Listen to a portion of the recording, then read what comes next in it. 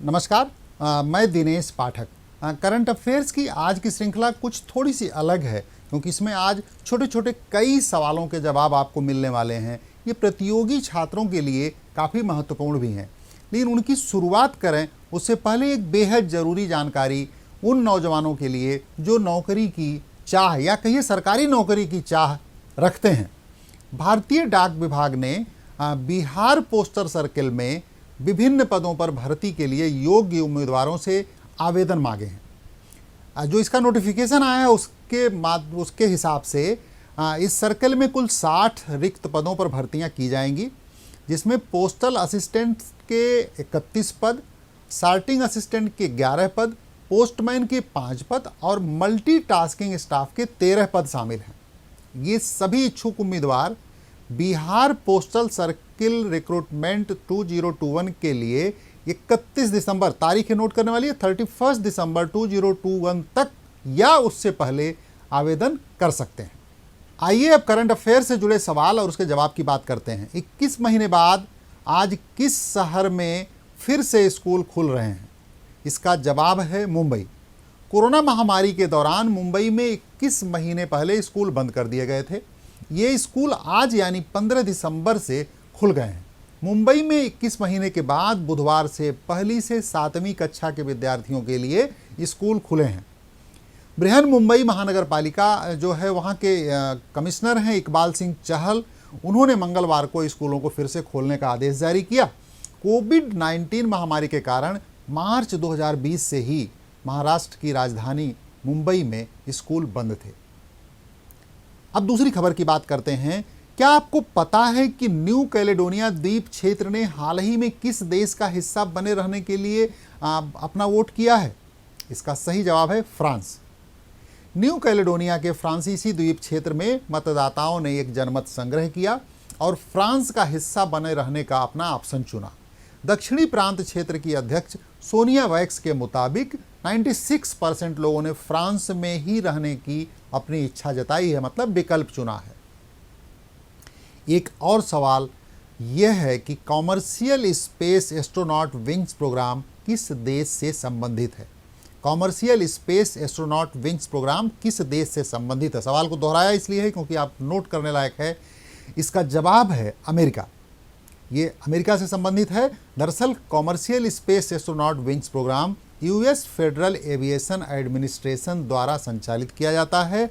यह प्रोग्राम 1984 के commercial space launch act के तहत आता है। अब अगले सवाल पर आते हैं।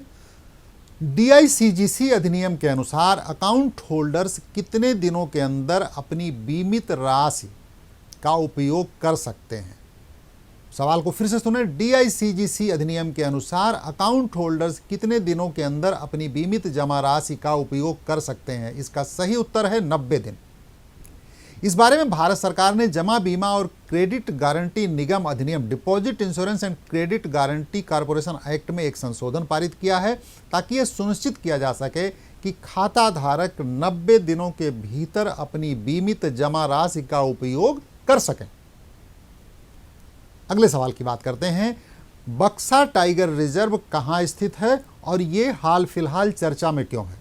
इसका जवाब है पश्चिम बंगाल। ये टाइगर रिजर्व पश्चिम बंगाल में है और पश्चिम बंगाल सरकार के अनुसार कम से कम 23 वर्षों के बाद पश्चिम बंगाल के बक्सा टाइगर रिजर्व में एक रॉयल बंगाल टाइगर देखा गया है। बक्सा टाइगर रिजर्व के पूर्वी दमनपुर के जंगल में एक टैप कैमरे में एक बाघ की तस्वीर ली गई है। ये जानना आपके लिए ज़रूरी है कि जितने भी रिजर्व हैं, जो फॉरेस्ट रिजर्व हैं, वहाँ कैमरे लगाने की व्यवस्था है जिससे हम लोगों पर निगरानी कर सकें। इसके अलावा कुछ और ज़रूरी जानकारियों पर एक नज़र डाल लेते हैं। संसद ने सीबीआई निदेशक के कार्यकाल को अधिकतम 5 साल तक बढ़ाने के लिए विधेयक पारित कर दिया है। सुप्रीम कोर्ट ने केंद्र को उत्तराखंड में चारधाम परियोजना के लिए सड़कों को 5.5 मीटर से बढ़ाकर 10 मीटर करने की अनुमति दे दी है। आत्मनिर्भर भारत रोजगार योजना के तहत सबसे अधिक लाभार्थियों वाले राज्यों के सूची में महाराष्ट्र सबसे ऊपर है। ये सवाल आपसे पूछा जा सकता है, अगर पूछा जाता है तो आपको याद रखना होगा कि आत्मनिर्भर भारत रोजगार योजना में सबसे ऊपर लाभ लेने वालों में महाराष्ट्र सबसे ऊपर है। थोक के मूल्य आधारित मुद्रास्फीति नवंबर में 12 साल के उच्च स्तर 14.2% पर पहुंच गई है। जलवायु परिवर्तन को वैश्विक सुरक्षा चुनौतियों से जोड़ने वाले संयुक्त राष्ट्र सुरक्षा परिषद के मसौदे के प्रस्ताव के खिलाफ भारत ने वोट किया है।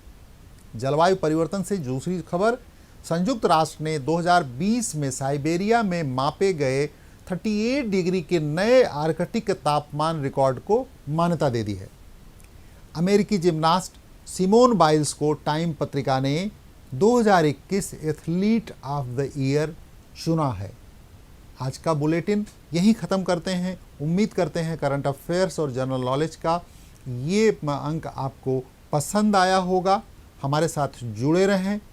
मैं रोज़ आपके लिए एक बुलेटिन लेके आता रहूँगा। तब तक के लिए अपना ख्याल रखें। धन्यवाद। नमस्कार।